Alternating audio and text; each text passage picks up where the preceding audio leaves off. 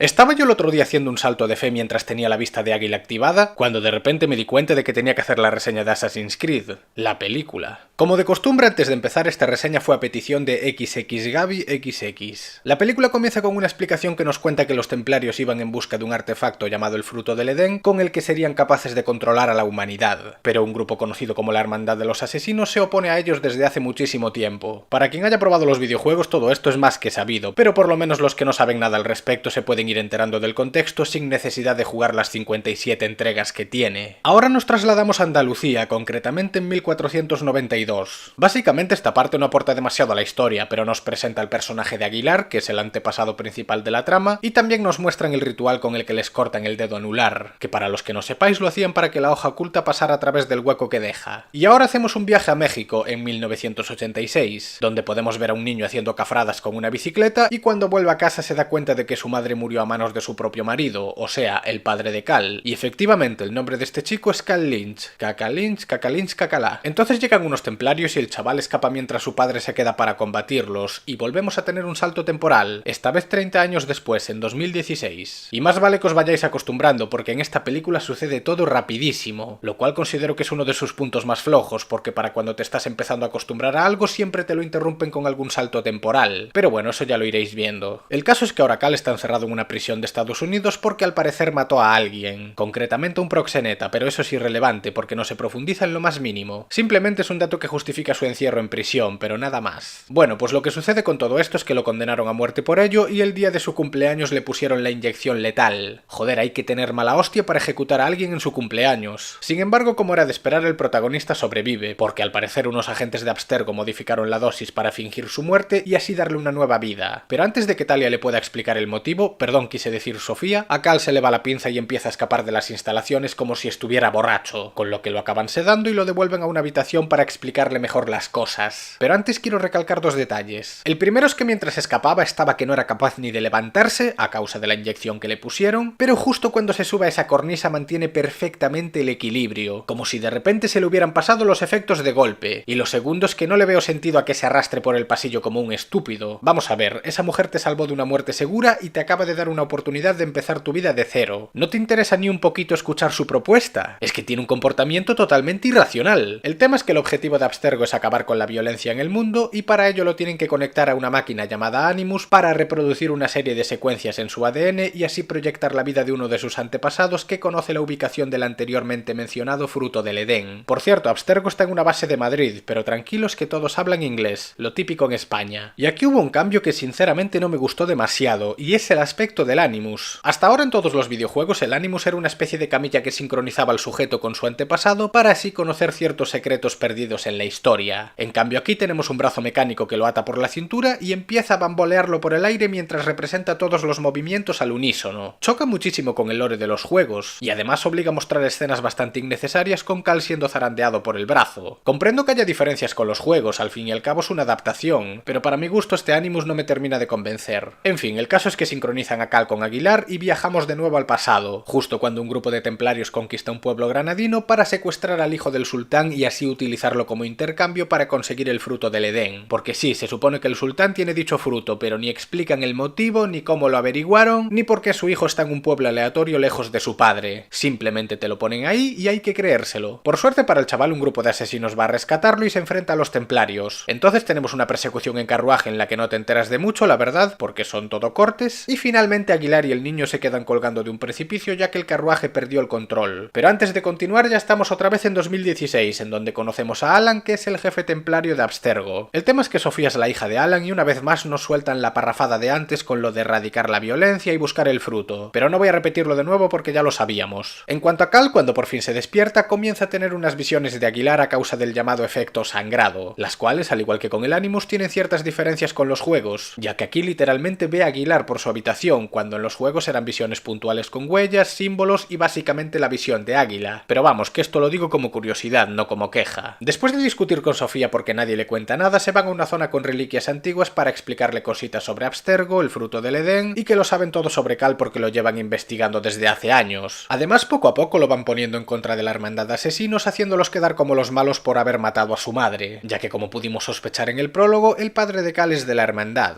A continuación tenemos una escena que da a entender que en Abstergo hay asesinos infiltrados porque unos tipos raros hablan con Cal y no paran de soltarle indirectas. Sin embargo, hay tan poco diálogo y sucede todo tan rápido que no te quedas ni con las caras. Poco después los guardias se van a llevar a Cal de vuelta al Animus y por algún motivo el protagonista pelea con ellos. O sea, hace un rato vimos cómo Sofía le explicaba todo aquello y lo importante que era Cal para recuperar el fruto. Y ahora que sabe más que antes se pelea con los guardias. Pues vale, es absurdo a más no poder, pero vale. Y claro, obviamente los de Abstergo le acaban dando una somanta de hostias y se lo llevan por la fuerza. Mucho que se llenaban la boca con lo de acabar con la violencia, pero mira sus métodos. Le dieron tan fuerte que lo dejaron tonto, porque ahora se pone a cantar y no hay quien lo calle. Una vez conectado al Animus regresamos al pasado y tanto Aguilar como sus compañeros están capturados por los templarios y a punto de ser quemados en una hoguera. Y por cierto, el inquisidor templario llamado Tomás de Torquemada está interpretado por Javier Gutiérrez, que es un actor español bastante conocido. En fin, la cuestión es que por culpa de un notas que dejó un cuchillo clavado en el poste, Aguilar consigue escaparse y liarla de Dios junto con su compañera. Y menuda conveniencia, porque el que puso el cuchillo era un verdugo. De no haber sido por eso se los habrían cargado. Y es en este momento cuando tenemos la mejor escena de toda la película, porque mientras escapan de los templarios hacen parkour al más puro estilo Assassin's Creed y las peleas tienen bastante más fluidez que todo lo que vimos hasta ahora. Sin duda esta parte se la curraron, excepto por dos cosas. La primera es el CGI marrullero de esta parte, que parece que se tiran con lag, y la segunda es que al parecer los asesinos tienen una parte del arsenal encima. ¿Acaso no les confiscaron las armas cuando los capturaron? Que no les hayan quitado la hoja oculta se puede entender, pero hay una parte en la que tiran cuchillos arrojadizos. ¿Tan estúpidos son los templarios como para no darse cuenta? Y bueno, la hoja oculta no deja de ser un brazalete con un mecanismo. Si los templarios estuvieron en guerra con los asesinos durante tantos años, deberían conocer mejor sus truquitos. En fin, que consiguen escapar y hacen un salto de fe, pero le dio tanto vértigo a Cal que se desincroniza y le da un ataque epiléptico. Por culpa de lo sucedido perdió temporalmente la movilidad de las piernas y Sofía le cuenta por 50ª vez lo de los asesinos en guerra con los templarios. Por si no quedó claro, las 35 veces anteriores. Es que de verdad, se hace muy pesado que te repitan lo mismo seguido. Poco después Alan va a hablar directamente con Cal y le enseña una serie de sujetos que se subieron antes que él al Animus, pero quedaron medio atontados por el efecto sangrado. Y aquí llega la revelación, porque su padre está entre ellos. Así que Alan le entrega una hoja oculta y que sea lo que Dios quiera. Una vez que el protagonista confronta al tipo que odia con toda su alma, descubre que en realidad su madre también pertenecía a la hermandad y que murió voluntariamente, para que así nunca la capturasen y utilizasen su ADN para descubrir la ubicación del fruto del Edén. De hecho, Cal también tenía que morir en teoría, pero su padre no fue capaz y le dejó escapar. ¿De qué me suena eso? Al final Cal lo perdona y su padre dice que el credo está en la sangre, lo cual es una absoluta gilipollez. Porque recordemos que Edward Kenway fue un pirata que se convirtió en asesino, su hijo Heathan fue templario y su nieto Connor asesino otra vez. Esto es cuestión de ideales, no de genética. Ya no sé cuántas veces dije que una adaptación no tiene que ser totalmente fiel a la original, pero hay unos mínimos, y esto ni aporta nada ni tiene sentido. Mientras volvía a su celda, uno de los asesinos infiltrados casi lo mata, pero consigue librarse. Entonces va al Animus voluntariamente para encontrar de una vez por todas el fruto del Edén. Volviendo con Aguilar y compañía, como bien sabemos consiguieron escapar, y observan cómo los templarios negocian con el sultán de Granada el intercambio del fruto por su hijo. Entonces el credo interviene y tenemos nuevamente una pelea caótica, llena de cortes, con soldados apareciendo y desapareciendo de un momento a otro, y en donde es imposible enterarse de qué cojones está pasando. Entonces llega un punto en el que Aguilar captura al inquisidor, pero el fortachón de aquí hace lo mismo con la compañera. Y atentos a la ridiculez, porque se supone que la idea era entregar a la chica a cambio del inquisidor y el fruto. Pero el muy idiota la mata justo cuando Aguilar había aceptado el intercambio. ¿Pero qué te pasa en la cabeza? Para eso no negocias nada. En cualquier caso pelean de nuevo y gracias a la ballesta oculta de la chica consiguen matar al fortachón. Como veis, otra arma que no confiscaron cuando los iban a quemar. En cuanto al inquisidor, estuvo escondido durante toda la pelea y justo cuando termina se deja ver para abrir la puerta por los pelos, porque hacerlo antes para ayudar a su segundo al mando era una idea de locos. Entonces Aguilar escapa por un túnel subterráneo y salta hacia un río con el peor CGI de toda la película. Y al igual que antes, Cal se vuelve a desincronizar, pero esta vez petando el Animus, el cual pues menuda porquería. Haces un salto de fe y a tomar por culo. Y es a partir de este momento, ya en la recta final, cuando a la película se le va la olla y empieza a inventarse cosas. Porque pese a que el brazo mecánico del Animus se acaba de romper, la sincronización sigue activa y por motivos imposibles de comprender se hizo un salto temporal hacia el futuro, en donde Aguilar le entrega el fruto del Edén a Cristóbal Colón para que lo mantenga a salvo, con lo cual gracias a esto los de Abstergo averiguan que la localización del fruto es la tumba del propio Colón. ¿Cómo siguió la sincronización activa cuando el aparato se rompió? Ni idea. ¿Por qué Cristóbal Colón no se parece una mierda al de los retratos? Ni idea. Pero tranquilos que la cosa puede empeorar, porque resulta que los asesinos infiltrados se rebelan contra Abstergo y empiezan a liar liar la parda por todas las instalaciones, pero pese a que los asesinos apenas tienen un pijama y sus puños para defenderse, consiguen ganarle terreno a los templarios porque aparte de ser unos inútiles y no tener ni un solo arma de fuego, también dejaron un montón de equipamiento medieval que los del credo no tardan en utilizar en su contra. Lo típico, unas instalaciones científicas llenas de arcos, espadas y dagas ocultas. Por si se da el caso de que alguien se revela, al menos que lo haga bien. Pero esperad que aún puede empeorar más, ya que de repente el Animus se buguea y empieza a mostrar un montón de antepasados de Cal y también a su madre, que lo hacen cambiar de parecer y de repente se une al credo. Tanto da que lo hayan intentado matar hace 10 minutos, porque a partir de este momento es un miembro de pleno derecho de la hermandad, y por lo tanto se une a la rebelión. Pues vaya, mira tú, ahora resulta que el Animus puede transmitir mensajes de antepasados fallecidos para que se comuniquen en tiempo real con sus descendientes. Tiene lógica. La única vez que sucedió algo parecido fue entre Ezio y Desmond, y no fue gracias al Animus, sino a uno de los frutos del Edén, y de hecho ni siquiera fue una comunicación en tiempo real, sino más bien un mensaje pregrabado que le reveló a ambos la existencia del otro momentáneamente, pero nada más. Si esto hubiera pasado con el fruto ya tendría más sentido, pero así de gratis con el Animus es ridículo. Tanto Sofía como su padre consiguen escapar y por algún motivo hay la hostia de humo. No sé si porque ardió algo o porque las bombas que tiraron hace un rato tienen un radio de explosión de 27 kilómetros, pero el caso es que las instalaciones parecen el garaje de Snoop Dogg. Entonces, después de cargarse a todos los guardias de Abstergo y que muera el padre de Cal, porque sí, se muere en medio de la revuelta, los templarios se van a la tumba de Colón y consiguen el fruto, que se los da un sacerdote bien envuelto en una cajita. No vaya a ser que tengan que abrir la tumba. A ver si me entero. Aguilar le encomendó a Cristóbal la tarea de proteger el fruto y ni siquiera lo enterraron con él, sino que lo metieron en una caja cualquiera y este tío de aquí se la entrega al primero que la pide. Que oye, me imagino que será templario, pero ¿por qué tenía él la caja? Es que no entiendo nada. Te explican 7 veces el plan de erradicar la violencia, pero luego te meten cosas porque sí y para saber el motivo te lo tienes que imaginar. ¿Quién es este sacerdote y por qué cojones tiene el fruto? Coño, que alguien me explique algo porque me estoy perdiendo. Se suponía que los asesinos de Abstergo tenían la misión de proteger el fruto, y esto lo dicen varias veces, lo que significa que conocían su localización. En ese caso, ¿por qué no había ningún miembro del credo en la tumba de Colón para llevárselo en caso de que algún templario averiguase dónde está? Es que no tiene ni pies ni cabeza. Dicen unas cosas pero luego hacen otras completamente opuestas. ¿Y por qué si conocían a Cal no lo ayudaron en ningún momento de su vida? Podrían haberlo reclutado o por lo menos evitar que caiga en manos de Abstergo. En fin, ahora que los malos tienen el fruto se reúnen en Londres con todos los altos cargos y Sofía se da cuenta de que su padre la utilizó, cosa que le molesta bastante. Entonces los asesinos de antes se infiltran en la catedral y se revela que Alan es el fundador de Abstergo, lo cual es una mentira gigantesca, ya que según el lore original la empresa se fundó en 1937, es decir, 79 años atrás. Suponiendo que Alan sea un prodigio y haya fundado la empresa con 10 años, ahora mismo tendría casi 90. Y eso es imposible porque ni la empresa fue fundada por un niño de 10 años ni Alan es tan viejo, con lo cual este dato se lo sacaron de la manga. Y sí, ya sé que no tiene que ser fiel del todo, pero es que tampoco le veo sentido a estos cambios. Me parece mucho más interesante que la empresa haya sido fundada por Henry Ford y Thomas Edison que por un tipo random que acabamos de conocer. Es un cambio que no favorece a la trama y además le quita profundidad histórica. Bueno, pues el caso es que Alan va a dar un discurso y Cal se encuentra con Sofía, obviamente para matar a su padre. Sin embargo, ella no se lo impide porque, como dio a entender hace un momento, se siente engañada. Así que evidentemente Cal lo mata porque los templarios decidieron no poner la más mínima seguridad en una asamblea de los altos cargos de todo el mundo. ¿Para qué traer guardias? Total, ¿qué puede mal ir Sal? Además, aparte de inútiles, también son cobardes, ya que en cuanto se cargan a Alan escapa todo el mundo, en vez de intentar recoger el fruto o someter al propio Cal. Porque claro, todos sabemos que en los juegos los templarios siempre destacaron por no dar el más mínimo combate. Y atentos a esto, porque ahora Sofía está picadísima con Cal y jura vengarse de él. Pero vamos a ver, señora. Hace un momento le dejaste pasar sin dar la voz de alarma y ahora te pones en plan emo y dices que te vengarás. A ti lo que te pasa es que eres bipolar, no sabes ni a cuál de los bandos unirte. Justo antes de terminar vemos que Cal y los demás están en el quinto pino, que nadie sabe cómo hicieron para llegar tan rápido, y se llevan el fruto del Edén para ponerlo a salvo de nuevo, supongo. Y con esto se acaba la película, dejando la puerta abierta para una futura secuela que dudo que llegue algún día. De hecho, se nota bastante que la intención era hacer una saga cinematográfica, pero empezando tan mal veo bastante complicado que la gente se interese por saber cómo continúa. A ver, la película es malísima, pero tengo que reconocer que me la esperaba peor, ya que como bien sabéis el 99% de las adaptaciones cinematográficas de videojuegos apestan, y aunque esta no es una excepción, mis expectativas eran todavía peores, así que en ese sentido por lo menos me llevé una sorpresa agradable entre comillas. Voy a empezar hablando de las cosas buenas, que son más bien pocas. La película, aun con todas sus diferencias con el lore original, sabe defenderse por sí sola, y eso es algo que valoro mucho, porque siempre que se hace algo del estilo suelen quedar un montón de huecos argumentales sin resolver, y siempre aparece el fanboy de turno diciendo que eso sale en el cómic de no sé qué, en el libro de no sé cuánto, en el videojuego de la calculadora Casio, en la página web del director y ese tipo de mierdas, que son tranquilos tranquilamente las excusas más lamentables y paupérrimas que se le pueden dar a una película para justificar sus fallos. Ya no sé cuántas veces lo habré dicho y cuántos canales aparte del mío hicieron lo mismo, pero si una película depende de medios ajenos para que se entienda, es una mala película, punto y final. Y en tal caso, el mérito de rellenar dichos huecos sería para los que hicieron los cómics, videojuegos o lo que sea, no para los guionistas o el director de la propia película. Es que a este ritmo los directores harán películas de mierda y lo justificarán escribiendo un par de chorradas en una servilleta varios meses después de haberse estrenado el largometraje. Pues bien, afortunadamente la adaptación de Assassin's Creed se defiende bastante bien. Evidentemente, si jugaste la saga entenderás mucho mejor las cosas, pero si nunca la has tocado tienes información más que suficiente para enterarte del panorama. La representación de Abstergo fue perfecta, en cuanto a la estructura, claro. Han creado unas instalaciones exactamente iguales a lo que se suele representar en los juegos, mostrando una empresa limpia, muy organizada y bastante contemporánea. Normalmente no me fijo en estas cosas, pero creo que en este caso particular mantuvieron un nivel de fidelidad mucho mejor que algunos de los juegos, así que me quito el sombrero. Como dije antes, la escena de la persecución fue bastante buena, mostrando parkour y conflicto de una manera que me recordó mucho a los videojuegos. Ojalá hubiera más escenas así, porque es la única que considero que está bien hecha, ya que las demás son caóticas, demasiado apresuradas y no te enteras de qué carajo está pasando. Es más, considero que todas menos esa están fatal montadas. Y mira que yo no sé mucho de dirección, pero coño, si no te enteras de nada sabes que algo está fallando. Y ya para terminar está la ambientación, que me ilusioné bastante al saber que sería en España, ya que seamos honestos, todos tuvimos ganas alguna vez de ver un Assassin's Creed ambientado en nuestro país natal. Sin embargo, se desaprovechó de mala manera, ya que la mayor parte de la película sucede en las instalaciones de Abstergo y los viajes al pasado son escasos y muy breves. Debieron haberle sacado mucho más jugo. Y ahora empieza lo malo. Como acabo de decir, se desaprovecha demasiado la historia de Aguilar, que es lo realmente interesante, ya que su trama se resumiría en unos templarios secuestrando al hijo del sultán para intercambiarlo por el fruto y el asesino principal robándoselo para dárselo a Cristóbal Colón. Ya está, fin de la historia. A mi parecer, demasiado minimalista. El CGI es bastante malo para las pocas veces que recurren a él, y hay momentos en los que es muy carota, especialmente cuando hay alguien cayendo. El doblaje es muy raro, porque hay actores que hablan español y luego otros que hablan inglés, cuando se supone que están en España. Yo entiendo que no es fácil coordinar estas cosas, pero no sé, si vas a hacer una película ambientada en España, contrata más actores españoles, digo yo, o por lo menos alguno que sepa hablarlo. Con respecto al lore original hicieron unas cuantas modificaciones que empeoraron muchísimo la trama. Insisto en que la fidelidad no tiene por qué ser absoluta, pero si ya tienes algo bien hecho y lo cambias para peor va a quedar mal, como por ejemplo el origen de Abstergo, que no aportó nada y le quita parte de la gracia, o el aspecto del Animus, que ni tiene sentido ni me termina de gustar, porque vamos a ver, pudiendo poner una camilla para simular las secuencias de ADN y conocer a Aguilar, ¿para qué meter un brazo mecánico que zarandea al protagonista por el aire mientras gasta tiempo de película en escenas que ni pinchan ni cortan y que suponen un gasto innecesario de efectos CGI? Porque esa es otra cosa. Las escenas del Animus, aunque sean pocas, requieren muchísimo tiempo para montarlas y también dinero, el cual pudieron invertir en darle más participación a Aguilar, desarrollar a los personajes o perfeccionar el CGI, que en ocasiones es malísimo. Es como si quisieran hacer algo muy moderno y súper épico, pero se quedaran a medio camino. El efecto sangrado también es raro de cojones, porque en vez de tener visiones extrañas, como debería ser, parece que interactúa directamente con sus antepasados, como si tuvieran una conexión en tiempo real, y eso repito que el Animus no puede hacerlo. A la primera civilización ni la mencionan, y teniendo en cuenta que son los creadores del fruto del Edén, pues oye, es una oportunidad desperdiciada de darle ganas al público para ver una secuela. El ritmo de la película me pareció nefasto. La trama avanza extremadamente lenta durante la mayor parte del tiempo y no paran de repetirte las mismas explicaciones una y otra vez. Si no recuerdo mal, creo que te dicen unas 4 veces tanto lo del fruto como lo de querer erradicar la violencia en el mundo. Y en cuanto a lo de que los asesinos están en guerra con los templarios, pues como mínimo lo dicen otras 3 veces también. Una cosa es querer dejar claro el trasfondo, pero hostia, repetir las mismas explicaciones hasta el aburrimiento en una película de 2 horas acaba con la paciencia de un santo. Además son explicaciones súper cutres, porque en vez de contextualizarlas con la trama para que avancen cogidas de la mano, se limitan a poner al científico de turno soltando la parrafada, como si estuvieran haciendo un examen. Tal y como dice Canal Random, es el típico recurso de los guionistas malos para que el público comprenda lo que está pasando. Pero el verdadero problema con el ritmo es que así como unas veces avanza todo lentísimo y te repiten hasta el hartazgo lo mismo que dijeron hace 5 minutos, otras veces sucede todo lo contrario y te meten un montón de eventos importantes en apenas 4 minutos de película, como la rebelión de los asesinos, la confesión del padre de Cal, el cambio de bando por parte del protagonista, lo de que el fruto está en la tumba de Colón, y bueno, un millón de cosas que suceden de golpe. En serio, el ritmo de la película es horrible. Incluso se podría considerar molesto, porque le dedican demasiado tiempo a lo que ya está dicho y luego recortan en aquello que necesita desarrollo. Y ya para empeorar todavía más este asunto, hay escenas que sobran, como la presentación de Cal en la bici, que parecía que iba a servir para mostrarnos su infancia y a los 30 segundos tenemos un salto temporal, temporal, las numerosas peleas imaginarias con su antepasado, que son aburridísimas y no sirven para nada, los asesinos infiltrados diciéndole gilipolleces al protagonista en vez de revelarle sus intenciones para que se una a ellos, y lo que ya dije de las explicaciones repetidas una y otra vez. En cuanto al desarrollo de personajes es igual de malo que el ritmo de la película, porque ya te digo yo que a las 2 horas de habértela terminado solo te vas a acordar de Aguilar, Cal y con mucha suerte Sofía. El padre de Cal es un personaje supuestamente importante, pero su historia es tan apresurada que ni te da tiempo a empatizar con él ni tampoco a tener una opinión sobre sus actos. Simplemente está ahí al principio, desaparece durante toda la película y luego lo volvemos a ver poco antes de morir para pasarle el relevo a su hijo. Y hablando del Rey de Roma, con el protagonista pasa algo parecido, porque unas veces está sereno, otras se vuelve loco, luego odia a los asesinos, pero a los 5 segundos se une al credo porque está en la sangre. Es un desarrollo espantoso, artificial y que no se lo cree absolutamente nadie. Se nota que Michael Fassbender hace lo que puede, pero cuando el guión es una mierda no se pueden hacer milagros. Con la compañera de Aguilar ni siquiera me aprendí su nombre, y el intento barato de hacer que su muerte nos dé pena roza lo patético, porque repito, si un personaje es más plano que una pared y carece de profundidad, no puede darme pena cuando lo borran del mapa. Y lo mismo pasa con el padre de Cal y el asesino que se muere durante la rebelión, que solo aparece 3 veces haciéndose el interesante y gritando estupideces sin sentido, y luego cuando lo matan nos lo enfocan despacio para ver si le dio pena a alguien. Pero no, son personajes tan mediocres que te dan igual. Los asesinos están de bulto y solo sirven para que la trama avance cuando sea necesario, y en cuanto a los templarios son unos auténticos idiotas, por no tener una protección en condiciones dentro de su propia sede y porque hay un punto de la película en la que le meten prisa a Alan para conseguir el fruto en menos de 2 días, poniendo en riesgo la vida de Cal y por ende toda la operación, y esto es un puto sinsentido. Es decir, se pasan varios siglos buscando el fruto del Edén generación tras generación, y ahora que están a punto de conseguirlo no son capaces de esperar ni 2 días. No me jodas, hombre, si es que parece que lo quieren hacer mal a propósito. La película está mal prácticamente desde el principio, pero la última media hora roza lo absurdo, porque de repente aceleran todo a lo bestia y te intentan contar toda la historia cuando está a punto de terminar. Y si ya te perdías antes, ahora no vas a saber ni dónde estás. Siguiendo la tradición, cada vez que adaptan un videojuego al cine sale un desastre incoherente y que se parece más bien poco a la saga original. Este tipo de cosas funcionan mejor en formato serie, de ese modo tanto los personajes como la trama tienen mucho más tiempo para evolucionar, pero comprimir toda esa información en 2 horas es totalmente inviable, y con la película de Assassin's Creed se ha demostrado una vez más. No destacan nada especialmente y de no ser por el nombre del título habría sido un fracaso comercial absoluto. Es cierto que pudo quedar mucho peor, pero para sorpresa de nadie sigue siendo una mala película, y aunque seas fan de la saga, no te pierdes nada si te la saltas.